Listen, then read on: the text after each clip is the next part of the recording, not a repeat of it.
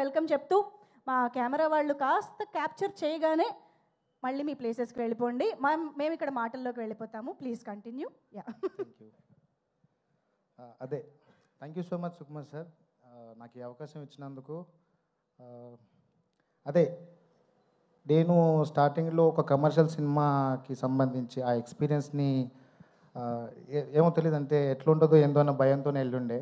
But అక్కడికి వెళ్ళిన తర్వాత అక్కడ ఉన్న అట్మాస్ఫియర్ కానీ, లైక్ నా అసిస్టెంట్ డైరెక్షన్ టీం అంతా ఎవ్రీవన్ అందరూ ఫ్రెండ్స్గానే ఉంటూ ప్రతిసారి సపోర్ట్ చేస్తూ ఉన్న డైరెక్షన్ టీం అందరికీ థ్యాంక్ యూ సో మచ్ అన్న.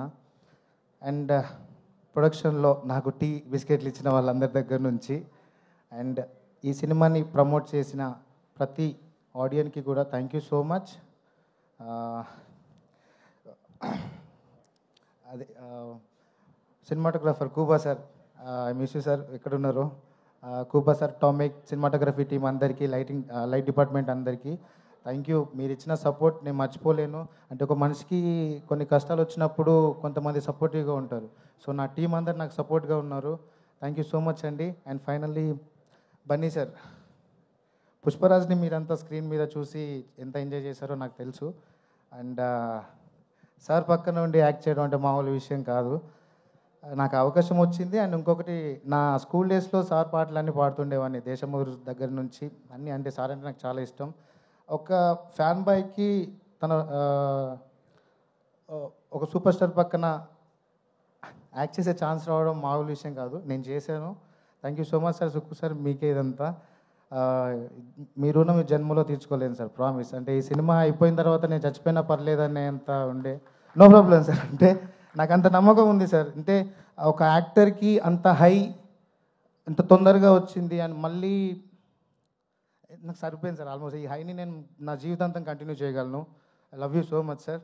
అండ్ బన్నీ సార్, మీరు ఇచ్చిన సపోర్ట్ ప్రతి షాట్లో తను వచ్చి జగదీష్ కేశవ అని అంటారు సార్. ఇప్పుడు కేశవ ఏంటి కంగారు పడుతున్నావు? ఏం కంగారు పడొద్దు, అలా చేద్దాం ఇలా చేద్దాం. ఎన్ని టేక్లు అయినా కూడా సార్ నాకు అంటే బేసిక్గా ఒక షార్ట్ అయిపోతే క్లోజప్ ఉంటే డైలాగ్స్ అంటే కో ఆర్టిస్ట్ డైలాగ్స్ చదువుతూ ఉంటారు. బట్ నాకు బన్నీ సార్ ఎప్పుడు నా పక్క నుండి నాకు సపోర్ట్ చేసి తన డైలాగ్స్ కూడా చెప్పి కేశవ్ గడ్ పర్ఫార్మెన్స్ బాగా చేయాలి అని చెప్పి. Love you sir, me support ఎప్పుడు మర్చిపోలేను.